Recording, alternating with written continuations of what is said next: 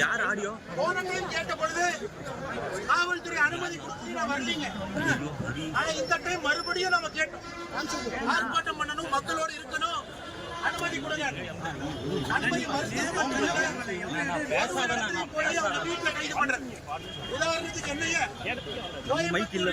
வீட்டு சிறை வைக்கிற டீம் வந்துச்சு.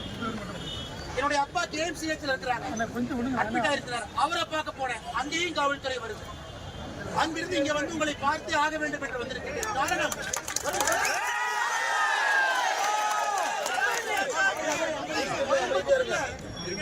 கோயம்புத்தூர்ல காலேஜ் பொண்ணை ரேப் பண்ணா 6 மணி நேரம் கழிச்சு பிடிப்பாங்க. ஆனா மக்களுக்கு பேசினா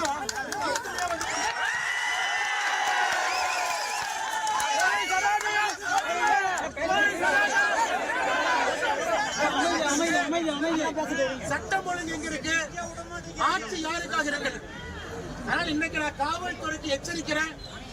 நாளைக்கு காலையிலிருந்து உங்களை வீதியில மட்டும்தான் நாங்க வச்சிருக்கோம். நீங்க ஓடிட்டே தான் இருக்கு.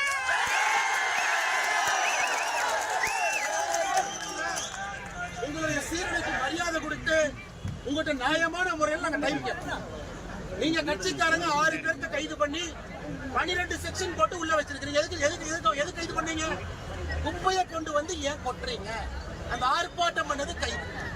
இன்னைக்கு திருப்பூர்ல இருக்கக்கூடிய இந்த மாநகராட்சியினுடைய மேயர் திரு தினேஷ்குமார் எவ்வளவு பெரிய ஊழல் படிச்சாலும் உங்க எல்லாத்துக்குமே தெரியும்.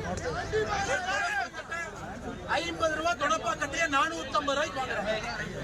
இங்க ஊழல் செய்வதற்காகவே இந்த குப்பையை எங்கேயுமே சுத்திகரிக்காம 570 டன் குப்பை எடுத்து அதுக்கு டிரான்ஸ்போர்ட் காரங்கிட்ட கமிஷன். MCC 28 மிஷின் இருக்குது. இங்க 23 MCC குப்பை மறுசுழற்சி மையம் 23 மிஷின் வேலை செய்யல, பேருக்கு 5 வேலை செய்யுது. இங்க உருவாகக்கூடிய எல்லா குப்பையும் எவ்வளவு குப்பை நிறைய சேருதோ அவ்வளவு கமிஷன். குப்பை நிறைய சேர்ந்தா தான் வண்டி வாடகை அதிகம், குப்பை நிறைய சேர்ந்தா தான் டன்னேஜ் அதிகம், குப்பை நிறைய சேர்ந்தா தான் வண்டி கிலோமீட்டர் அதிகம். அதனால குப்பைய கமிஷனுக்காகவே அதிகமா இங்க சேர்ப்பது. எந்த இடத்துல கூட குப்பைய மறுசுழற்சி செய்வது கிடையாது. கிராமத்துல போய் கொட்டுறது, அங்க மக்களுக்கு கேன்சர்ல இருந்து ஒரு நாய் எங்க வரும். அதனால நம்ம எல்லோரும் நன்றாக புரிந்து கொள்ள வேண்டும்.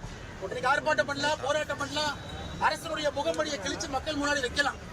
இதுக்கு நிரந்தர தீர்வு இன்னைக்கு எப்படி மக்களோட நிரந்தர தீர்வு தேர்தல் என்பதை மறந்துடாதீங்க. ஆனா நாளையிலிருந்து நாம் செய்ய வேண்டிய வேலையை இவ்வளவு பேசுறாங்களே. இந்தியாவில் 10 லட்சம் மக்கள் வாழக்கூடிய நகரம், பெரும் நகரத்துக்கு ஸ்வச்ச பாரத் சர்வே பண்ணாங்க. இந்தியாவிலேயே 10 லட்சம் பேருக்கு வாழ்ற நகரத்துல கடைசி நகரம் மதுரை. எதிர்கட்சிகளால் நாட்டில் எல்லாமே ஆளுங்கட்சி தோத்து எதிர்கட்சி தான். நாட்டில் எல்லாமே எதிரி கட்சியாக பார்க்காதீர்கள், எதிர்கட்சியாக பாருங்கள். இந்த எதிர்கட்சி இருக்கான்ல,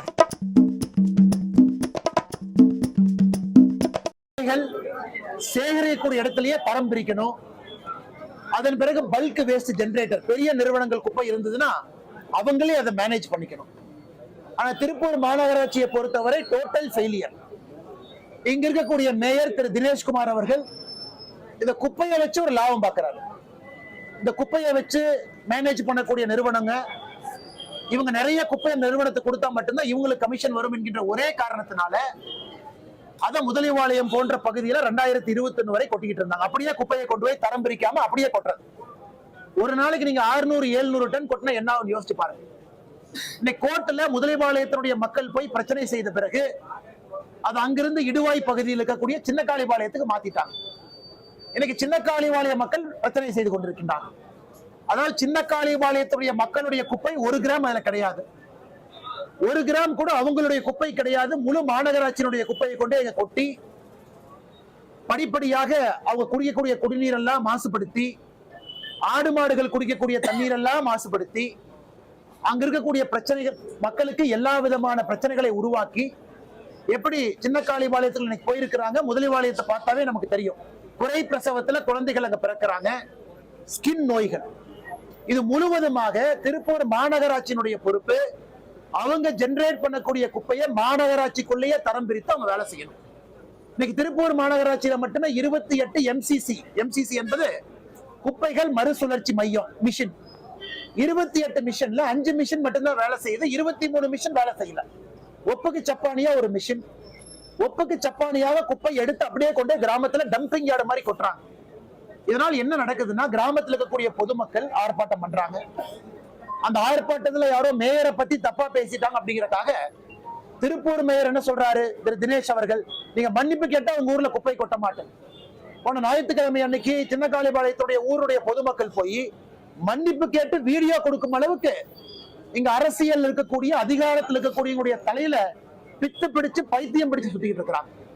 அந்த சின்னக்காளிபாளையத்தினுடைய கூலி வேலை செய்யக்கூடிய பெண்கள் இருந்து விவசாய தலைவர்கள் வரை மன்னிப்பு கேட்க வைத்து, அதுல ஒரு சந்தோஷம் அவங்களுக்கு. அதன் பிறகு குப்பையை கொட்ட மாட்டேன் நீங்க மன்னிப்பு கேட்டுன்னு அனுப்பிச்சிட்டு செவ்வாய்க்கிழமை காலையிலிருந்து மறுபடியும் குப்பையை கொட்ட ஆரம்பித்திருக்கிறாங்க. அதுல 10 பேர்த்த கைது பண்ணிருக்கிறாங்க. பாரதிய ஜனதா கட்சியை சார்ந்த 6 பேரு, உள்ளூர்காரங்க 4 பேர். அதை கண்டித்து இன்னைக்கு திருப்பூர் மாநகராட்சி நாங்க ஆர்ப்பாட்டம் பண்றதுக்காக முதல் பர்மிஷன் எங்க கேட்டோம், சின்னக்காளிபாளையத்துல. அதற்கு அனுமதி இல்ல. ஊரு ஃபுல்லா கர்ஃபியூ போட்ட மாதிரி போட்டு வச்சிருக்கிறாங்க. 2வது நம்முடைய மாவட்டத்தினுடைய தலைவர் மாநகராட்சியில கேட்டாங்க, சொல்ற இடத்துல செய்யறோம், அதுவும் இல்லை. நான் சென்னையிலிருந்து வந்து கோயம்புத்தூர் வந்து இந்த ஆர்ப்பாட்டத்துக்கு வருவதற்காக என்னை சென்னை கோயம்புத்தூர் வீட்டு சிறை வைப்பதற்காக முயற்சி பண்ணாங்க. மருத்துவமனைக்கு போனேன், மருத்துவமனையில அங்க 4 காவல்துறை அதிகாரிகள். அவங்களெல்லாம் தாண்டி இன்னைக்கு மாநகராட்சி இந்த பகுதிக்கு வந்து ஊர் பொதுமக்கள் கட்சி நண்பர்களோடு இணைந்து இந்த ஆர்ப்பாட்டத்தை நடத்திவிட்டு வழக்கம் போல திராவிட முன்னேற்ற கழக ஆட்சியில யாரு தப்பு பண்ணாங்களோ அவங்க சந்தோஷமா மாநகராட்சி மேயர் சேர் போட்டு ஏசி ரூம்ல உட்கார்ந்து இருப்பாங்க. ஆனா தப்பை எதிர்த்து யாரு கேள்வி கேட்கிறாங்களோ ஆயிரக்கணக்கான மக்களை கைது செய்து மண்டபத்தில் அடைச்சு வைப்பாங்க. அதான் இன்னைக்கு நடந்திருக்கு. அதனால் நாங்கள் எல்லோரும் ஒரு தீர்மானம் எடுத்திருக்கின்றோம். 29ஆம் தேதி தமிழ்நாட்டினுடைய முதலமைச்சர் திரு மு க ஸ்டாலின் அவர்கள் இந்த பகுதியில ஒரு கட்சி நிகழ்ச்சிக்காக வர இருக்கிறாங்க. பல்லடம் பகுதிக்கு வர இருக்கிறாங்க. அன்னைக்கு சின்னக்காளிபாளையம் இடுவாய் கிராமம் அந்த பகுதியினுடைய மக்கள் எல்லாம் பாரதிய ஜனதா கட்சியோடு இணைந்து முழுவதுமாக முதலமைச்சருக்கு கருப்பு கொடி காட்டுவது என்கின்ற முடிவை மண்டபத்துக்குள்ள ஊர் மக்களோடு எடுத்திருக்கின்றோம். அதை தாண்டி இந்த அறப்போராட்டம் என்பது வேறு வேறு ரூபத்துல வேறு வேறு வடிவத்துல தொடர்ந்து நடந்துகிட்டே இருக்கும். போஸ்ட் ஓடுறது, கையெழுத்து போடுறது, கவர்னரை பாக்குறது, உச்ச நீதிமன்றத்துக்கு போறது, நேஷனல் கிரீன் ட்ரிபியூனலுக்கு போறது, அது போன்ற எல்லா வேலையும் செய்வோம். ஊர் மக்கள் முடிவெடுத்திருக்கின்றார்கள். சின்னக்காளிபாளையம் இந்த இடுவாய் பகுதியினுடைய மக்கள் முடிவெடுத்திருக்கின்றார்கள். எங்க எல்லாம் திமுக காரங்க அதிகாரத்தில் இருக்கிறாங்களோ அவர்களை தோற்கடிப்பதற்காக ஊர் மக்கள் வந்து வாக்கு கேட்பாங்க.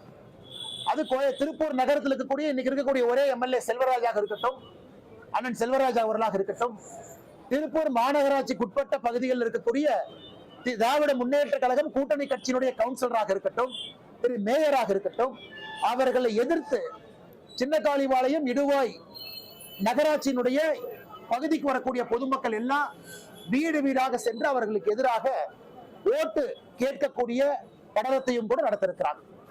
முதல் கட்டமாக 28, 29ஆம் தேதி பாரதிய ஜனதா கட்சியோடு ஊர் பொதுமக்கள் நாங்க கருப்பு கொடி அணை காட்ட போறோம்.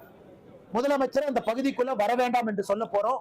இப்படிப்பட்ட மோசமான ஒரு மேயரை கொடுத்ததற்காக, இப்படிப்பட்ட மோசமான ஒரு நிர்வாகத்தை நடத்துவதற்காக இன்னைக்கு இந்த முனிசிபாலிட்டி கார்பரேஷன் இந்த துறையினுடைய அமைச்சர் திரு கே என் நேரு அவர் மீது என்போர்ஸ்மெண்ட் டைரக்டரேட் அமலாக்கத்துறை 2 நோட்டீஸ் அனுப்பிச்சிருக்காங்க.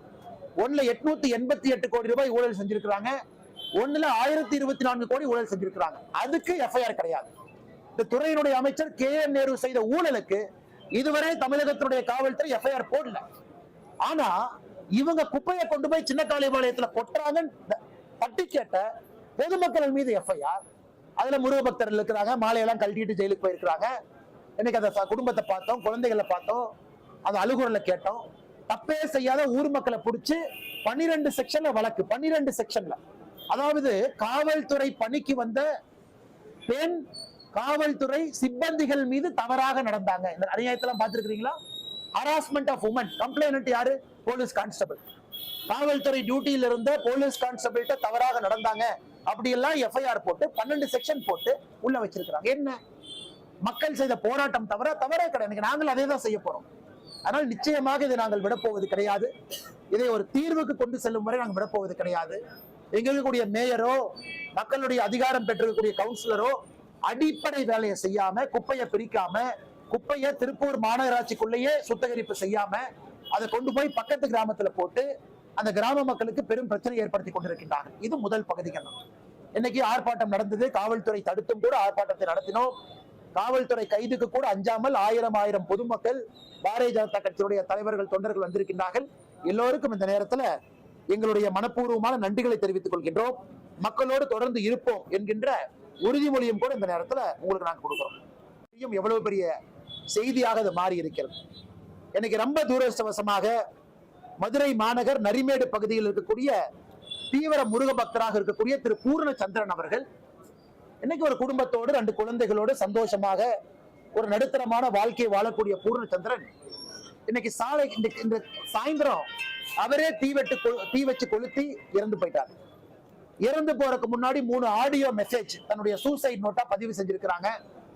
திருப்பரங்குன்றம் மலை நீதியரசர் அவர்கள் நீதிமன்றம் தீர்ப்பு கொடுத்தும் கூட அங்க தீபத்தூணுல தீபத்தை ஏற்ற முடியாது என்று சொன்ன திராவிட முன்னேற்ற கழகத்தினுடைய அரசை கண்டிச்சு, இதனால தான் ஒரு பெரிய மன உளைச்சலுக்கு ஆளாகி தன்னுடைய உயிரை மாய்த்து கொண்டு இன்னைக்கு அவர் இறந்து போயிருக்கிறாங்க. அந்த கோரமான காட்சியை நம்ம பார்க்கிறோம்.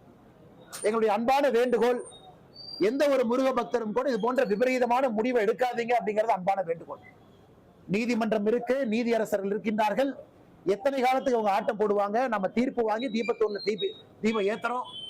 முருகபெருமானுடைய பெருமைக்கு எந்த விதமான ஒரு கலங்கமும் ஏற்படாத வகையில நாம் சண்டை போடுவோம். அதனால தயவு செய்து இதை பார்த்து காப்பி கேட் சூசைட் சொல்லுவாங்க சைக்காலஜிக்கலி. ஒருவர் இதை பார்த்த உடனே அவங்களுக்கும் அது மனசு குமுறல் வரும். அது எஜ்ஜில் இருக்கிறவங்க அவங்களும் இந்த மாதிரி அட்டம் பண்ணுவாங்க. அதனால தயவு செய்து முருக பக்தர்கள் யாரும் இது போன்ற ஒரு விபரீதமான முடிவு எடுக்காதீங்க.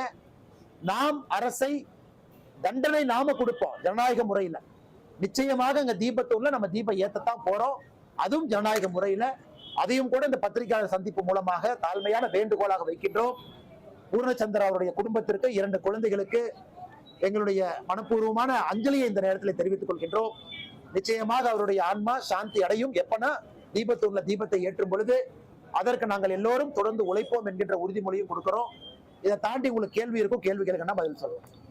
சார், ஒருத்தரோட உயிரிழப்பு நீங்க அஞ்சலி செலுத்துறது ஓகே, பட் நீங்க அதை இந்த காரணத்துக்காக தான் செஞ்சாரு அப்படின்னு சொல்றது அதை குளோரிஃபை பண்ற மாதிரி இல்லைங்களா? வாய்ஸ் மெசேஜ் போட்டிருக்காருங்கன்னா அந்த வாய்ஸ் மெசேஜ் நான் கேட்டேன், நானும் ட்வீட் போட்டிருக்கேன். இதை நான் சொல்றது கூட நன்றாக புரிந்து கொள்ள வேண்டும். மொழி போர்ல 17 பேர் இறந்தாங்க, இன்னும் ஓட்டு பேச்சு எடுத்துட்டு இருக்காங்க திமுக. ஆனா திமுக குடும்பத்துல யாருமே மொழி போர்ல இறக்கல. திமுகவினுடைய குடும்பத்துல அவங்க எக்ஸ்டெண்டட் குடும்பம் கூட ஒருத்தர் இருக்கலாம். ஆனா இன்னுமே ஸ்டேஜ்ல பேசும்போது அடுத்த உயிர் வரும் அப்படின்னு பயமுறுத்திட்டு இருக்காங்க. நான் சொல்லல, நான் சொல்வது வேறு யாரும் இது போற பாதை எடுத்து விடாதீர்கள் என்று சொல்லிக் கொண்டிருக்கின்றேன். அதே நேரத்துல இறந்து போறவருடைய உயிருக்கும் நான் மரியாதை கொடுக்கணும். சும்மா கடந்து போக கூடாது. சும்மா பூர்ணச்சந்தர் இறந்துட்டாரு கடந்து போலாம். அவருடைய ஆன்மாவும் சாந்தி அடையணும். அவர் எதுக்காக இறந்தாரோ அதையும் பூர்த்தி பண்ணும். ஆனா இதுக்காக இன்னொரு இறப்பு நாங்கள் பூர்த்தி செய்யக்கூடாது என்பதையும் தொடர்ந்து சொல்லிக் கொண்டிருக்கின்றேன். ஆனால் எங்களை பொறுத்தவரை எங்களுடைய தார்மீக கடமை மக்கள்கிட்ட இந்த விஷயத்தை கொண்டு போறது, அதே நேரத்துல இன்னொருத்தரும் செய்யாதீங்கன்னு சொல்றது எங்களுடைய கடமை. திமுக எம்பி தமிழச்சி தங்கபாண்டியன் கடவுள் ஆண்டாள் வேடத்துல அப்படி விளங்கடிச்சுட்டு அதை இன்ஸ்டாகிராம்ல வெளியிட்டிருக்காங்க. ஆனா இவங்க எலெக்ஷன் பக்கத்துல வந்துருச்சு. அதனால எனக்கு தெரிஞ்ச ஐயா மு.க. ஸ்டாலின் அவர்கள் பிப்ரவரி மாசத்துல முருகர் வேஷம் போட போறாரு. ஒரு கையில வேலும் நெத்தியில பட்டை எடுத்துக்கிட்டு வெற்றிவேல் முருகனுக்கு அரோகரான் திமுக காரங்க சொல்றாங்களா இல்லையான்னு பாருங்கண்ணா. இன்னைக்கு திருப்பரங்குன்றத்தை பொறுத்தவரை ஒரு உயிர் போயிருக்க கூடாது. துரதிர்ஷ்டவசமாக ஒரு உயிர் போயிருக்கு. ஏன்னா அது மக்களுடைய எண்ண குமரல். மக்கள் எல்லோரும் இதுல பாதிக்கப்பட்டிருக்கிறாங்க. திராவிட முன்னேற்ற கழகத்துக்கும் தெரியும். 2021 இதே மாதிரி நடந்துச்சு. நல்லா யோசிச்சு பாருங்க. அண்ணன் மூத்த பத்திரிகையாளர், அண்ணனுக்கு தெரியாது இல்ல. 2021 கருப்பர் கூட்டம் வந்த உடனே தேர்தலுக்கு 3 மாசம் முன்னாடி எல்லாருமே வேல் பிடிச்சாங்க. திமுக நிகழ்ச்சினாவே வேல் தான் அன்பளிப்பு. இவங்களே சொல்லிடுவாங்க அறிவாலயத்துல இருந்து. யாராவது தலைவரை பார்க்க வந்தா நல்ல வேலா, வெள்ளி வேலா பார்த்து வாங்கிட்டு வாங்கப்பா, சாதாரண வேலா வாங்கிட்டு வந்துடாதீங்க, வேலா கொடுங்க. எல்லாருமே அறிவாலயத்துல 2021 தேர்தலுக்கு முன்னாடி 3 மாசம் வேலா மட்டும் கொடுத்தாங்க. அந்த வேலை இவங்களும் பிடிச்ச புகைப்படம் இருக்கு. ஆனா தமிழச்சி தங்கப்பாண்டியன் அவர்கள் மக்களுடைய மூட புரிஞ்சுக்கிட்டாங்க. ஓகே, நாம தென் சென்னையில எம்பி ஆகணும், நம்ம தென் சென்னையில யாராச்சும் 2-3 எம்பி வரணும்னா நமக்கும் கடவுள் பக்தி இருக்குன்னு காட்ட வேண்டும் என்பதற்காக பண்ணியிருப்பதாக நான் பார்க்கின்றேன். வருகின்ற காலத்துல திராவிட முன்னேற்ற கழகம் இந்த கபட வேடம் போடத்தான் போறாங்க. ஆனா மக்கள் இதை புரிஞ்சுக்கிட்டாங்க. என்ன வேடம் போட்டாலும் கூட மக்கள் தெளிவாக இருக்கின்றார்கள். ஆன்மீகத்திற்கே எதிரான ஒரு கட்சி திராவிட முன்னேற்ற கழகம். நான் இந்துக்களுக்கு எதிரான கட்சி என்பதை தாண்டி அடுத்தபடி போறேன். ஆன்மீகத்துக்கு எதிரான கட்சி திராவிட முன்னேற்ற கழகம். மக்கள் வீட்டுக்கு அனுப்புவாங்க. கேரளா வந்து திருவனந்தபுரத்தில் வந்து மாநகராட்சியில் பாஜக வெற்றி பெற்றிருக்கல, அது தமிழகத்தில் வரும் தேர்தல். கேரளாவை பொறுத்தவரை நல்லா புரிஞ்சுக்கணுங்கன்னா, கேரளா நான் பிரச்சாரத்துக்கு நிறைய போயிருக்கேங்கன்னா அந்த காரியகர்த்தர்களோடு பழகக்கூடிய வாய்ப்பு எனக்கு இருக்கு. அவங்க வித்தியாசமான காரியகர்த்தர்கள், ஒரு துணிவோட நிப்பாங்க. ஒரு நாள் இல்லை என்றால் ஒரு நாள் பாரதிய ஜனதா கட்சி ஆட்சிக்கு வரும் நிக்கிறவங்க கேரளா காரியகர்த்தர்கள். அதுக்காக ஏகப்பட்ட உயிரை கொடுத்திருக்கிறாங்க. இந்தியாவில் கேரள மாநிலத்துல RSS இயக்கமும் பாரதிய ஜனதா கட்சியும் கண்ணூரில் இருந்து பாலக்காடு வரை அவர்கள் கொடுத்திருக்கக்கூடிய உயிர் பலி என்பது எந்த மாநிலத்துல யாரும் கொடுக்கல. இன்னைக்கு அதே உயிர்ப்பு தமிழ்நாடு காரியகர்த்தா இருக்கு. நாங்களும் இங்கே ஒரு நாள் இல்லை என்றால் ஒரு நாள் இங்க ஆட்சிக்கு வரணும் அப்படின்னு. கேரளாவை பொறுத்தவரை ஒரு நாள்ல நாங்க வரலீங்கன்னா, 2020 உள்ளாட்சி தேர்தலில் திருவனந்தபுரத்துல 35 சீட் இருந்தோம். 35 சீட் அதிகாரப்பூர்வமான எதிர்கட்சி. நாங்க அதிகாரப்பூர்வமான எதிர்கட்சி. கம்யூனிஸ்ட் கட்சி 50க்கு மேல அவங்ககிட்ட கவுன்சிலர் இருந்தாங்க, கம்யூனிஸ்டுடைய மேயர் இருந்தாங்க. மொத்தம் 100 கவுன்சிலர்ல 35 பாரதிய ஜனதா கட்சி. நாம எதிர்கட்சியா இருந்தோம். எதிர்கட்சி தலைவர் உள்ளாட்சியில நம்ம கிட்ட இருந்தது. கார்பரேஷன்ல படிப்படியாக உழைத்து 5 ஆண்டுகள் உழைத்து 35ல இருந்து 40 வந்திருக்கோம். இன்னைக்கு நாம அங்க கேரளாவுடைய தலைநகர்ல திருவனந்தபுரத்துல நாளைக்கு முதலமைச்சரே போனாலும் முதலமைச்சர் போடுகின்ற முதல் வணக்கம் ஒரு பாரதிய ஜனதா கட்சியினுடைய மேயருக்காகத்தான் இருக்கும். ஏன்னா கேபிட்டல் சிட்டி. இன்னைக்கு பாரதிய ஜனதா கட்சியினுடைய மேயர் வந்திருக்கு. தமிழ்நாடும் அது நடக்கும். தொண்டர்களுக்கு பசி இருக்கு. ஒரு இயக்கத்துக்கும் அந்த வெறி இருக்கணும். தொடர்ந்து நிக்கணும், எலெக்ஷன்ல நிக்கணும், தனியா நிக்கணும், வெற்றி தோல்வியை பார்க்க கூடாது, படிப்படியாக வாக்க உயர்த்திக்கிட்டே வரணும். கேரளா இன்னைக்கு செஞ்சிருக்கிறாங்க. ஆனால் நிச்சயமாக 2026 சட்டப்பேரவை தேர்தலும் கேரளால பெரிய எண்ணிக்கையில நான் சட்டமன்ற உறுப்பினர்களை தனிப்பட்ட முறையில எதிர்பார்க்கிற காரணம் அடிக்கடி கேரளா சுற்றுப்பயணம் பண்றதுனால நிச்சயமாக தமிழ்நாட்டிலும் அந்த வாய்ப்பு வரும். அதற்காக நாங்கள் காத்து கொண்டிருக்கின்றோம். இன்னைக்கு பாரதிய ஜனதா கட்சியினுடைய தலைவர்கள் என்ன சொல்லி இருக்கின்றார்களோ தொண்டர்கள் அந்த வேலையெல்லாம் நாங்க செஞ்சுக்கிட்டு இருக்கோம். ஒரு நாள் அது தமிழ்நாட்டிலும் அது நடக்கும். அதற்காகத்தான் நாங்கள் அந்த கட்சியில வாழ்ந்து கொண்டிருக்கின்றோம். அதற்காகத்தான் இந்த கட்சியில பயணம் செய்கின்றோம். பாரதிய ஜனதா கட்சி ஐடென்டிட்டியோட பாரதிய ஜனதா கட்சியினுடைய ஆட்சியாளர்களை பார்க்கணும். அது பஞ்சாயத்து தலைவர்கள் ஆரம்பித்து உள்ளாட்சியில, கார்பரேஷன்ல, எம்எல்ஏக்கள் எல்லா இடத்திலும் இந்த முறை அதிகமான எண்ணிக்கையில பாரதிய ஜனதா கட்சியினுடைய எம்எல்ஏக்கள் சட்டமன்றத்துக்குள்ள போகணும். காலம் வரும், பொறுத்திருப்போம், கடுமையாக உழைப்போம், நமக்கும் அது நடக்கும். அதே மாதிரி பாத்தீங்கன்னா காங்கிரஸ் மூத்த தலைவர் சிவகுமார் வந்து இந்த மகாத்மா காந்தி ஊரக வேலை திட்டத்தை பெயர் மாத்தின மாதிரி ரூபாய் நோட்ல மகாத்மா காந்தி படத்தை பாஜக எடுக்குமாறு கேட்டு. ஆனா திரு சிவகுமார் அவர்கள், அதாவது இந்தியால ஊழல் செய்து சிறைக்கு போய் திகாருக்கு போய் வெளியே வந்து மகாத்மா காந்தியை பத்தி பேசுறதுக்கு ஒருத்தருக்கு அருகதை இல்லை அப்படின்னா அது டி கே சிவகுமார் அவர்கள். டி கே சிவகுமார் அவருக்கு நான் ஒரு கேள்வி கேட்கிறேன். 2005 திட்டத்தை கொண்டு வந்தீங்க. 2005 மகாத்மா காந்தி பேரே வைக்கல. நண்பர்கள் நல்லா புரிஞ்சுக்கணும். இந்த 100 நாள் வேலை வாய்ப்பு திட்டம் 2005 வந்த திட்டம். பேர் வைக்கல. 2006 பேர் வைக்கல. 2007 பேர் வைக்கல. 2008 பேர் வைக்கல. நீங்க பேர் வச்சதே அக்டோபர் 2009. ஆனா என்ன பாடம் இன்னைக்கு பாரதிய ஜனதா கட்சிக்கு எடுக்க நினைக்கிறாங்க? முதல் 5 ஆண்டுகளே மகாத்மா காந்தி அவருடைய பேரை வைக்காம தான் இந்த 100 நாள் வேலை வாய்ப்பு திட்டம் நடந்துச்சு. அதுக்கப்புறம் 2009 அக்டோபர்ல தான் பேரை வைக்கிறாங்க. ஆனா பாரத பிரதமர் நரேந்திர மோடி அவர்கள் ஆட்சி அமைத்து 2014 ஒரு பெரிய திட்டமான ஸ்வச் பாரத் மிஷன் SBM, அந்த பெரிய திட்டத்திற்கு நாங்கள் வைத்த முதல் பேரே மகாத்மா காந்தியினுடைய பேர் இன்னைக்கு இருக்கு. இன்னைக்கு திட்டத்தினுடைய தன்மை மாறி இருக்கு. 20 ஆண்டுகள் திட்டம் கிராமப்புறத்தில் இருக்கக்கூடிய வறுமையை ஒழிக்கணும். அதான் 20 ஆண்டுகளுக்கான திட்டம். 2025 இதனுடைய கூர்மைப்படுத்தி இருக்கிறாங்க. விக்ஷித் பாரத், வளர்ந்த ஒரு பாரதத்தை உருவாக்கணும். அதற்காகத்தான் விக்ஷித் பாரத் அப்படிங்கிற பேர் அதுல வந்திருக்கு. அதிலும் நீங்க நல்லா உத்து பாத்தீங்கன்னா ராம் அப்படிங்கிற ஒரு சப் நேமும் உள்ள இருக்கும். ராமனுடைய பக்தர் மகாத்மா காந்தி. இறக்கும் பொழுது கூட தீய சக்தின்னு சொல்றாங்க. பாரதிய ஜனதா கட்சியும் தீய சக்தின்னு பல காலமா சொல்லிட்டு இருக்கிறோம். அதனால இது ஒண்ணும் தீய சக்தி தான் திமுக. தீய சக்தின்னு ஒரு வீட்டில் இருக்கக்கூடிய பெண்மணி இன்னைக்கு சொல்றாங்க. எனக்கு அதான் முக்கிய கண்ணம். இந்த சினிமா ஸ்டார் சொல்றாங்க, பெரிய அரசியல் தலைவர் சொல்றாங்க, பெரிய ஒரு உயரத்துல இருந்து சொல்றாங்க. வீட்டில் இருக்கக்கூடிய ஒரு சாதாரண பெண்மணி, வீட்டில் இருக்கக்கூடிய மிடில் கிளாஸ் ஒரு பெண்மணி, அவங்க இன்னைக்கு திமுகவை தீய சக்தின்னு சொல்றதை நான் கேட்கிறேன். எனக்கு அது பெரிய வார்த்தை. ஏன்னா இன்னைக்கு சாதாரண அடித்தட்டு மக்களுடைய வாயிலிருந்து திராவிட முன்னேற்ற கழகம் தீய சக்தின்னு சொல்ல ஆரம்பிச்சிருக்கிறாங்க. அது வாக்கு பெட்டியில இவிஎம் மிஷின்ல அது மாறும். அதனால் திமுக தீய சக்தி என்பது ஊரறிந்த ஒன்று. யாரோ ஒருத்தர் மேடையில சொல்லித்தான் தெரியணும்னு அவசியம் இல்லை. புரட்சி தலைவர்ல எப்பவோ அதை சொல்லிட்டாங்க. தீய சக்தி என்கின்ற வார்த்தை அது திராவிட முன்னேற்ற கழகத்தினுடைய அடையாளம். அதுல எந்த மாற்று கருத்து இல்லைங்க. அதே மாதிரி அவர் செங்கோட்டையன் வந்து புரட்சி தலைவி அம்மா, அப்புறம் புரட்சி தளபதி பேசியிருக்காரு. அது செங்கோட்டையன்னா அவருடைய அரசியல். அவரு பயணம் செஞ்சிருக்கிறாங்க. 50 ஆண்டு காலம் ஒரு இயக்கத்தில் இருந்திருக்கிறாங்க. அவருக்கு சொல்வதற்கு எல்லா உரிமையும் இருக்கு. யாரை வேண்டுமானாலும் தலைவராக அவர் ஏற்றுக்கொள்ளலாம். நேத்து ஒருத்தர் தலைவராக ஏற்றிருக்கலாம், இன்னைக்கு அவங்களே தலைவராக அவர் வச்சுக்கலாம். ஆனா செங்கோட்டையனை பொறுத்தவரை அண்ணனை எங்கேயும் நான் குற்றம் சுமத்த மாட்டேன். காரணம், வேறு கட்சியில் இருக்கிறாங்கக்கா அப்படி நான் மாத்தி பேச முடியுமா? நான் தவறா போயிடும், நானும் சராசரி அரசியல்வாதி ஆயிடுவேன்.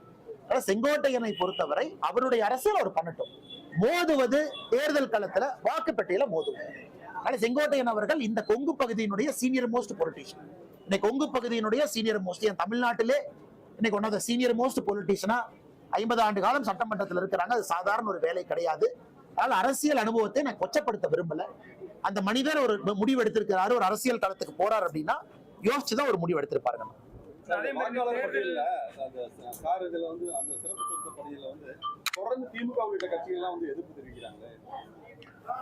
ஆனா ஏன்னா கள்ள ஓட்டு போட்டு யாரெல்லாம் இத்தனை காலமாக ஆட்சி நடத்தினார்களோ அவர்களுக்கு எஸ்ஐஆரை பார்த்தா பயம்தான். இன்னைக்கு தமிழகத்துல நேற்று புதுச்சேரியில இருந்தாங்கன்னா 1,00,000 மொத்த புதுச்சேரியினுடைய 10 லட்சம் வாக்காளர்கள்ல 1,03,000 வாக்காளர்கள் நீக்கப்பட்டிருக்கிறார்கள். அப்படின்னா 10%. புதுச்சேரியில 10% நீக்கப்பட்டிருக்கிறாங்க. கோவாலையும் கிட்டத்தட்ட 11% நீக்கப்பட்டிருக்கிறாங்க. இந்த கேரளா வரல, தமிழ்நாடு வரலீங்கன்னா சதர்ன் ஸ்டேட்ஸ்ல. தமிழ்நாட்டை பொறுத்தவரை 16% நீக்கப்படலாம். 16%. அப்ப நீங்க யோசிச்சு பாருங்க, பாண்டிச்சேரியில இல்லாத அளவுக்கு கள்ள ஓட்டு, ஃபேக் ஓட்டு, ஷிஃப்டட், டெலீட்டட், டெத் தமிழ்நாட்டில் இருக்கு. கோவா 11% தான், புதுச்சேரி 10%. அதனால இன்னைக்கு இத்தனை காலமாக ஆட்சி செய்த திராவிட முன்னேற்ற கழகம் புரிந்து கொள்ள வேண்டும். பாண்டிச்சேரியில காங்கிரஸ் கட்சிக்கு பிரச்சனை இல்லை. நேற்று நான் முழுவதும் பாண்டிச்சேரியில இருந்தேங்கன்னா, எஸ்ஐஆர் வந்த பிறகு பாண்டிச்சேரியில வரைவு வாக்காளர் பட்டியல் 16ஆம் தேதி வெளியிட்டாங்க. காங்கிரஸுக்கு பிரச்சனை இல்லை. கோவால வரைவு வாக்காளர் பட்டியல் 16ஆம் தேதி வெளியிட்டாங்க. காங்கிரஸுக்கு, ஆம் ஆத்மி கட்சிக்கு பிரச்சனை இல்லை. தமிழ்நாட்டுல மட்டும் திராவிட முன்னேற்ற கழகத்துக்கு என்னென்ன பிரச்சனை? நேர்மையாக திராவிட முன்னேற்ற கழகத்தினுடைய BLA-ட்டும் உட்கார்றாங்க, பாரதிய ஜனதா கட்சியினுடைய BLA-ட்டும் இருக்கிறாங்க, ADMK BLA-ட்டும் இருக்கிறாங்க, நாம் தமிழர் கட்சி BLA-ட்டும் இருக்கிறாங்க, திரு விஜய் அவர்களுடைய BLA-ட்டும் இருக்கிறாங்க, காங்கிரஸ் கட்சியினுடைய BLA-ட்டும் இருக்கிறாங்க. அவங்க முன்புதான் BLO இந்த வேலையை செய்யறாங்க. எப்படி ஃப்ராடு பண்ண முடியும்? இந்த வரைவு வாக்காளர் பட்டியல் என்பது ஒரு BLO 68,000 BLO கொடுத்த சேர்த்து அவங்க வெளியிடுறாங்க. ஒரு BLO-வும் எல்லா அரசியல் கட்சிகளையும் உட்கார வச்சு செய்யும் பொழுது எப்படி அது ஃப்ராடு நடக்குங்கன்னா? அதனால திராவிட முன்னேற்ற கழகத்தை பொறுத்தவரை போகாத ஊருக்கு வழி சொல்லி கொண்டிருக்கின்றார்கள். நிச்சயமாக அவர்களுக்கு தெரியும் கள்ள ஓட்டு போட்டு ஜெயிக்க முடியாது எஸ்ஐஆர் வந்த பிறகு. அதனால புலம்பிக் கொண்டிருக்கின்றார்.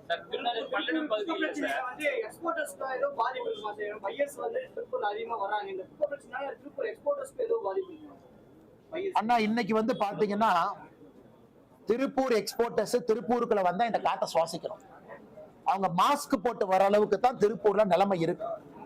இந்த குப்பையெல்லாம் செக்ரிகேட் பண்ணாம அங்கங்க குப்பை மேடுகளா போட்டு இன்னைக்கு திருப்பூருடைய ஏர் குவாலிட்டி இண்டெக்ஸை பாருங்க, AQI பாருங்க. ஒரு டாலர் சிட்டி, இந்தியாவுடைய பொருளாதாரத்திற்கு 50,000 கோடி கான்ட்ரிபியூட் பண்ற சிட்டி. யோசிச்சு பாருங்க, 50,000 கோடி குறைந்தபட்சம் உள்நாட்டுக்குள்ள. எக்ஸ்போர்ட் எல்லாம் சேர்த்துனீங்கன்னா கிட்டத்தட்ட 80,000 90,000 கோடி இந்த சின்ன ஊரு கொடுக்குதுங்கண்ணா. சின்ன ஊரு, சாதாரண உழைப்பாளிகள் இருக்கக்கூடிய ஊர்ல, பெரும் உழைப்பாளிகள் இருக்கக்கூடிய ஊரு, பெரும் தொழிலாளர்கள் இருக்கக்கூடிய எல்லாரும் சேர்ந்தா கட்டினாங்க. உழைப்பாளிகள் தொழிலாளர்கள் சேர்ந்தா கட்டினாங்க. இன்னைக்கு அந்த ஊரை குப்பை மேடாக மாற்றி வச்சதுதான் இந்த மாநகராட்சியினுடைய சாதனை. இந்த மாநகராட்சி இன்னைக்கு நான் மாநகராட்சி கேட்கிறேன்னா, மாச கவுன்சிலருக்கு குப்பை கமிஷன் 50,000 ரூபாய் கொடுக்குறாங்களே இல்லையான்னு கேளுங்க. இல்லைன்னா ப்ரூஃப் நான் கொடுக்குறேன். நாளைக்கு மாநகராட்சியினுடைய மேயர் இங்க இருக்கக்கூடிய கவுன்சிலருக்கு குப்பை கமிஷனாக மாசத்துக்கு ஒரு பணம் கொடுக்கலின்னு மேயரை சொல்லுங்க. எப்படி கொடுக்கறாரு நான் சொன்ன பிறகு மேயர் பதவி விட்டு போகணும். ஸ்ரீனிவாசங்கிற கம்பெனி உள்ள கொண்டு வர்றேன். கமிஷன் எப்படி போகுதுன்னு நான் சொல்றது அடுத்த கட்ட போராட்டம். இன்னைக்கு அந்த போராட்டத்துக்குள்ள இல்லைங்க, அடுத்த கட்டத்துக்கு போறோம். கவுன்சிலரு, ஆளுங்கட்சி கவுன்சிலரு கமிஷன் வாங்கிட்டு தான் கவுன்சிலரா இருக்கிறாங்க. திருப்பூர் என்ன பண்ணி வச்சிருக்கீங்க? சின்ன பின்னமாக்கி கால் வைக்க முடியாத அளவுக்கு திருப்பூர் மக்களுக்கு முதலிபாளையத்துக்கு சண்டை, முதலிபாளையத்துக்கும் சின்ன காளிபாளையத்துக்கு சண்டை. எனக்கு இந்தியா பாகிஸ்தான் மாதிரி 2 கிராம மக்கள் சண்டை போட்டுக்கிறாங்க. முதல்ல ஊர்ல கொட்டினாங்க, இன்னைக்கு ஏன் ஊர்ல. இதுக்கெல்லாம் காரணம் யாரு? சாத் திருப்பூருடைய மேயர். திருப்பூருடைய மேயர் ஞாயிற்றுக்கிழமை நடந்த வீட்டு கூட்டத்துல 12 பேர் சின்ன காளிபாளையத்துல இருந்து வந்தாங்கன்னா, நான் குப்பை கொட்ட மாட்டேன், என் குழந்தைகள் மீது சத்தியம்னு சொல்லி அனுப்பிச்சார் இல்லையான்னு கேளுங்க. அதை நம்பித்தான் அவங்க போனாங்க. இவங்க கமிஷன் வாங்குறதுக்காக இப்படிப்பட்ட மாநகராட்சி, இப்படிப்பட்ட மாநகர குப்பை மாநகராக மாத்தி வச்சிருக்கிறாங்க. எங்கள் கோவை யாரு மேலே கிடையாது. நான் மக்கள் குப்பை போடுவாங்கன்னா அந்த குப்பையை செக்ரிகேட் பண்றதா நம்ம வேலை. அக்கா 2 டஸ்ட்பின் இருக்கு, இதுக்குள்ள குப்பையை போடுங்க, நீங்க அதிகமா போட்டா ஃபைன் போடுவோம். நீங்க குப்பையை தரம் பிரிக்கலன்னா மாசம் நான் ஃபைன் அனுப்புவேன். நீங்க பெரிய நிறுவனமா, பல்க் வேஸ்ட் ஜெனரேட்டரா, நீங்க சரியா குப்பை கல்லால்னா ஃபைன் அனுப்புவேன். இதெல்லாம் நம்ம கடமை. ஆனா யாரையிலையும் நான் பகைச்சிக்க மாட்டேன், யாருக்கும் ஃபைன் போட மாட்டேன், எல்லாருக்கும் நான் நல்ல பிள்ளையா இருக்கணும்னா எப்படி அரசியல் இருக்க முடியும், ஆட்சியில் இருக்க முடியும்? நாளைக்கு திருப்பூரை பொறுத்தவரை 29ஆம் தேதி என்ன நடக்குன்னு மட்டும் நீங்க பாருங்க. முதலமைச்சருடைய கண்ணுக்கு இது போயிருக்கும் நான் நம்புறேன்.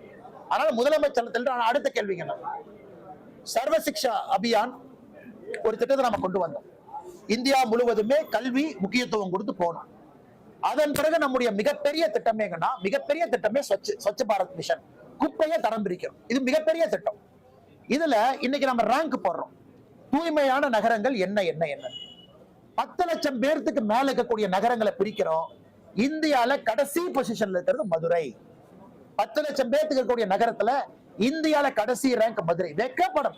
நியாயமா இது மாதிரி வந்திருந்தா மதுரை மேயர்ல இருந்து எல்லாம் ரிசைன் பண்ணிட்டு வீட்டுக்கு போயிருக்கணும். பண்ணல. திருப்பூர் அந்த உதாரணம் கேளுங்க. 3 லட்சத்துல இருந்து 10 லட்சம் பேர் இருக்கிற நகரம் 95 நகரத்தை பட்டியல் போட்டாங்க. 95 நகரம். 94வது நகரம் ஈரோடு, 77வது நகரம் திருப்பூர். இன்னைக்கு நாம இங்கிருந்து வடக்க பான்பராக்கு வாய அப்படிலாம் நம்ம இங்கிருந்து சில தலைவர்கள் சொல்றாங்க, அவங்கள பார்த்து தவறா பேசுறாங்க, அவங்கள பார்த்து. இண்டோர் நம்பர் 1, வடக்கில் இருக்கக்கூடிய நகரங்கள் எல்லாம் நம்பர் 1, நம்பர் 2, நம்பர் 3. அவங்க நமக்கு பாடம் எடுக்கிறாங்க குப்பையை பத்தி. நாம வளர்ந்த நாடு, வளர்ந்த தேசம் நாம பேசிக்கிட்டு இருக்கோம். திருப்பூர் மாநகரம், உங்க ஊருக்கு நான் பேசிட்டு இருக்கிற நம்ம ஊரு 77வது ரேங்க், 95 ரேங்க்ல. எப்படி மக்கள் உங்களை மன்னிக்கலாங்கன்னா, குழந்தைகள் இந்த ஊர்ல வளர்றாங்க, அந்த குழந்தைகள் இந்த சுவாசத்தை சுவாசிக்கிறாங்க. பெரியவர்கள் 80 வயசு 90 வயசு பெரியவங்க இந்த காத்தை சுவாசிக்கிறாங்க. எப்படி திராவிட முன்னேற்ற கழகத்தினுடைய இந்த கார்பரேஷனை எப்படி மன்னிச்சு விட முடியும்? நீங்களே சொல்லுங்க. எப்படி மன்னிச்சு விட முடியும்? இல்ல நாங்க ரேங்க் முதல் ரேங்க் வாங்கிட்டோம், அதுவும் கிடையாது, ஃபெயில் மார்க். கடைசி rank Madurai, fail mark. Madurai மக்கள் மேல தப்பு இல்ல, அருமையான மக்கள். கார்பரேஷன் மாநகராட்சி ஃபெயில் மார்க். சென்னை 38வது ரேங்க், ஃபெயில் மார்க். கோயம்புத்தூர் 28வது ரேங்க், ஃபெயில் மார்க். 95 பேர்த்துல 94 ஈரோடு, 77 திருப்பூர். இத பத்தி நம்ம பத்திரிகையில எழுதணுங்க. நீங்களா ஒரு பெரிய கட்டுரை போட்டு ஆல் இந்தியா லெவல் இண்டோர் இன்னைக்கு இந்தியால பெஸ்ட் வேஸ்ட் மேனேஜ்மெண்ட் அருமை, ஒன் ஆஃப் தி ஃபைனஸ்ட் அவங்க தான். அதை இங்கிருந்து போனவங்க எல்லாம், அது பாரதிய ஜனதா கட்சி ஆளுகின்ற மாநிலமா இருந்தாலும் திருப்பூர்ல இருந்து அவங்க போய் ஸ்டடி பண்ணணும், என்ன இண்டோர்ல பண்றாங்க, எப்படி இண்டோர் முதல் ரேங்க்ல இருக்கு. மைசூர் ஆளுகின்ற காங்கிரஸ் ஆக இருந்தாலும் மைசூர் அவங்களும் நல்லா பண்றாங்க. மாற்று கட்சி நான் ஒத்துக்கிறேன், நல்லா பண்றாங்க மைசூர்ல. எல்லா இடத்தையும் போய் ஸ்டடி பண்ணிட்டு இங்க வந்து அவங்க ஸ்டடி பண்ணணும். நம்ம ஊர் போக மாட்டாங்களே, இவங்கதான் நாங்க தான் பெரிய பண்ணையாடி, நாங்க தான் பெரிய பண்ணையாரு, நாங்களாம் 1917ல இருந்து திராவிட இயக்கம், இப்படியே சொல்லி சொல்லி நம்மளை அழிச்சு முக்கு சல்ல உட்கார வச்சிருக்காங்க.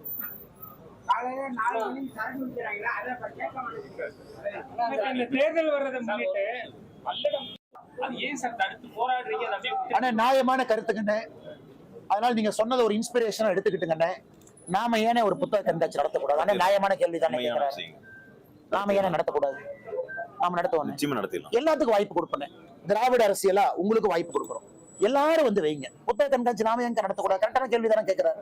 நீங்க போராட்டம் பண்றீங்க இல்ல அண்ணா, நாம வந்துங்கண்ணே நாங்க புத்தக கண்காட்சி கையில் எடுக்கிறோம். நாம அதுக்குன்னு வந்து மறுக்கிறக்காக இல்ல, எல்லாரும் வந்து வைங்க, எல்லாருக்கும் வாய்ப்பு கொடுங்க. நீங்க சொன்ன மாதிரி ஆன்மீகம் சம்பந்தப்பட்ட எந்த புத்தகமே வைக்க கூடாதுன்னு கம்யூனிஸ்ட் கட்சிக்காரங்க இந்த புத்தக கண்காட்சி வைக்கிறாங்க. அரசு கிட்ட சொன்னா அவங்களும் செய்ய போறது. நாங்க சேலஞ்ச் எடுத்து பண்றோம். தேங்க்யூ அண்ணே, நாங்க சேலஞ்ச் எடுத்து பண்றோம். எல்லாருக்கும் வாய்ப்பு கொடுத்து பண்றாங்கன்னு இந்த ஆண்டு நீங்க பாருங்க. குப்பை பிரச்சனைக்கு நிரந்தர தீர்வு ஏற்படுத்த அரசுக்கு தெரியலையா இல்ல விரும்பலையா? அரசு விரும்பலீங்கன்னா குப்பை நிறைய இருந்தா கமிஷன் கிடைக்கும். குப்பை நிறைய லாரி நிறைய இருந்தா தான் லாரி நிறைய வரும், அப்பதான் லாரி கமிஷன் கொடுப்பான். குப்பை நிறைய ஏத்தினா தான் லாரி ரொம்ப தூரம் போகும், கமிஷன் கொடுப்பான். கமிஷனுக்காகவே ஆட்சி நடத்துறாங்க. இல்லாட்டி ஒரு நிமிஷம் வேலை எப்படிங்கன்னா 28 MCCல எப்படின்னா 23 MCC வேலை செய்யாம இருக்கும்? நீங்களே சொல்லுங்கண்ணா. நாளை காலையில பத்திரிகை நண்பர்கள் எங்க வேணாலும் போறவங்களுக்கு உரிமை இருக்குண்ணா, எங்க வேணாலும் போலாம், நீங்க எல்லாம் முக்கியமானவங்க. நீங்க போய் நான் சொல்றது பொய்யா இருந்தா நீங்க போய் காலைல செக் பண்ணுங்கண்ணா. 5 MCC மட்டும் ஓட்டுறாங்க. குப்பை மறுசுழற்சி மையம். ஏன் மறுசுழற்சி பண்ணாம இருந்தா தான் அந்த குப்பையை மொத்தமா ஏத்த முடியும். வேஸ்டையே செக்ரிகேட் பண்ணிட்டீங்கன்னா குப்பை டன்னேஜ் குறைஞ்சிரும். 600 டன் வர இடத்துல 100 டன் 200 டன் வரும். எப்படி கமிஷன் கிடைக்கும்? எப்படி 700 கோடி ரூபாய் அவங்க செலவு பண்ண முடியும்? ஆனா என்னை பொறுத்தவரை வேண்டும் என்றே இதை செய்கின்றார். ஏன் நம்மகிட்ட IAS அதிகாரி இல்லையானா? நம்மகிட்ட எக்ஸ்பர்ட் இல்லையா? நம்மகிட்ட எட்டையோ சுற்றுச்சூழல் விஞ்ஞானிகள் இல்லையா? ஏன் பத்திரிகை நண்பர்கள் நீங்க இருக்கிறீங்க, உங்களை கூப்பிட்டு கேட்கலாமே. நீங்க பல ஊருக்கு போறீங்க, பல குப்பை மேடை பாக்குறீங்க, பல இடத்துல எழுதுறீங்க பேப்பர்ல. இவர்கள் கற்றுக்கொள்வதற்கு தயாராக இல்லை. ஒரு இடத்துல பணம் பெறும் பொழுது எதற்கு தேவையில்லாத வேலையை செஞ்சு கெட்ட பேர் வாங்கணும் அப்படின்னு சுத்திட்டு இருக்காங்க. எத்தனை பேருக்கு ஃபைன் போட்டிருக்காங்க நீ ஆர்டிஐ கேளுங்கண்ணா. பல்க் வேஸ்ட் ஜெனரேட்டர் ஒரு நிறுவனம் நிறைய குப்பையை பண்ணி செக்ரிகேட் பண்ணாம அப்படியே போறோம், ஃபைன் 1 ரூபா போட்டிருக்காங்களா? கிடையாது. எத்தனை வீட்டுல சோர்ஸ்ல குப்பையை தரம் பிரிக்கிறாங்க? அரசு பணம் கொடுக்குது. உங்களுக்கு டஸ்ட்பின் இலவசமா கொடுக்கணும்னு அரசு சொல்லுது 2016 சட்டத்துல.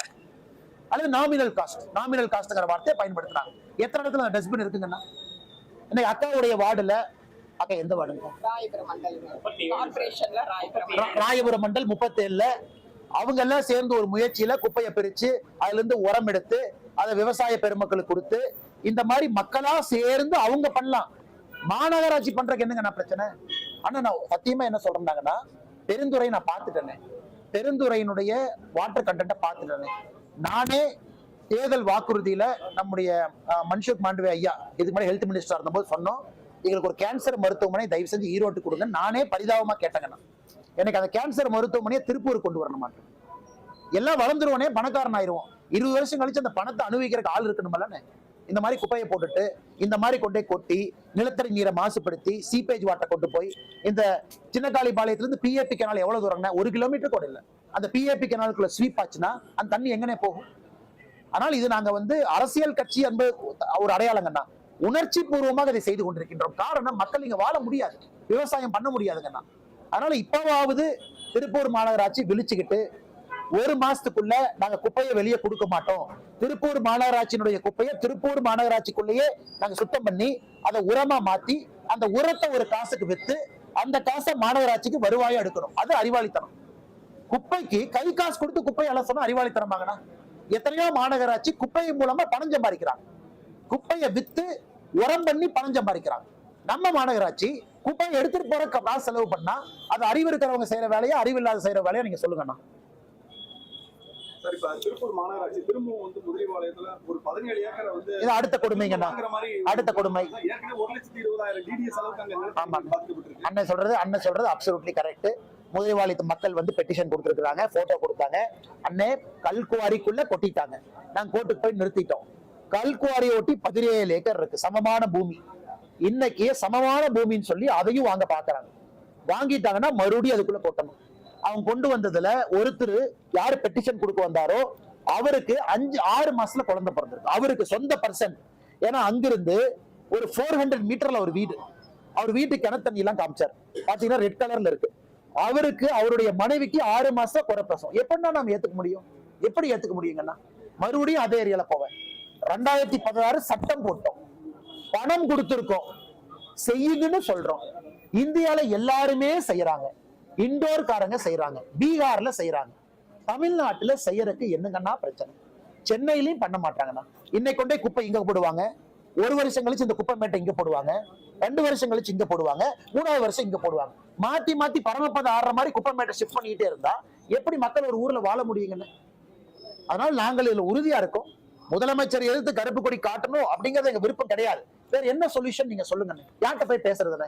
மேயர்கிட்ட பேசியாச்சு, கைதும் ஆயாச்சு, ப்ரோட்டஸ்டும் பண்ணியாச்சு, அதுக்கும் கைதாயாச்சு. வேற என்ன வழிதான் எங்களுக்கு ஜனநாயகத்தில் இருக்கு? நீங்களே சொல்லுங்க. தமிழகத்தில் இந்த சட்டவிரோதமாக வந்து கனிம வள கடத்தல் அதிகமாக காணப்படுது. நீதிமன்றமே வந்து புக்கு வச்சிருக்குது. அது அரசியல் பலமும் ஆள் பலமும் ஆனா இன்னைக்கு கனிம வளத்தின் மூலமாக அரசுக்கு வரக்கூடிய வருமானம் என்பது லெஸ் than 100 crore. இதான் பட்ஜெட் டாக்குமெண்ட்ல அண்ணன் தங்கம் தென்னரசு அவர் போடக்கூடிய பட்ஜெட் எடுத்து படிச்சு பாருங்க. கனிம வளம் மூலமாக அரசுக்கு வரக்கூடிய வருமானம் 100 கோடி ரூபாய்க்கு குறைவு. ஆனா அவங்க வெட்டி எடுக்கிற கனிம வளம் ஒரு வருஷத்துக்கு சராசரியாக 1 லட்சம் கோடி ரூபாய்.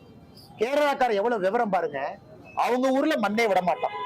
இந்த இன்வெஸ்ட் தமிழ்நாட்டுல நம்ம டிஆர்பி ராஜான்னு பெருமையா சொல்றாரு, கேரளாக்காரங்க எங்க கிட்ட வந்து மண்ணு வாங்குறதுக்காக ஒப்பந்தம் போட்டிருக்காங்க அப்படின்னு சொல்லிட்டு அந்த வெக்கமே இல்லாம ட்விட்டர்ல வேற போடுறான். அவர் விவரமா இருக்கிறனால மண்ணு நம்ம கிட்ட வந்து வாங்குறான்.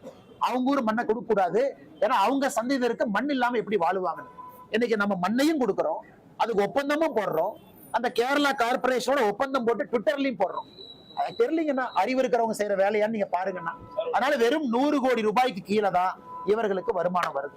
சின்ன வேண்டுகோள் சார், இந்த மண்டல செஞ்ச மாதிரியே திருப்பூர்ல இருக்க எல்லா மண்டலத்திலயும் இளைஞர் அணி பிஜேபியில நல்லா செயல்படுறாங்க. அவங்கள பயன்படுத்தி நான் உங்களுக்கு ஒரு உறுதிமொழி கொடுத்திருக்கோம். நாங்க புத்தக கண்காட்சி நடத்துறோம். அது விடல சார், மிச்சத மக்கள்கிட்ட பத்திரிகை நண்பர்கள் மூலமா பேசுறோம்.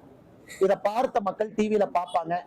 மக்களுக்கு ஒரு வேள்வி வரும், மக்கள் கேள்வி கேட்பாங்க. அதுவும் செய்யறோம்னா கட்சி சார்பா என்ன செய்யணுமோ சக்திக்கு உட்பட்ட அளவுக்கு அதுவும் செய்யறோம்.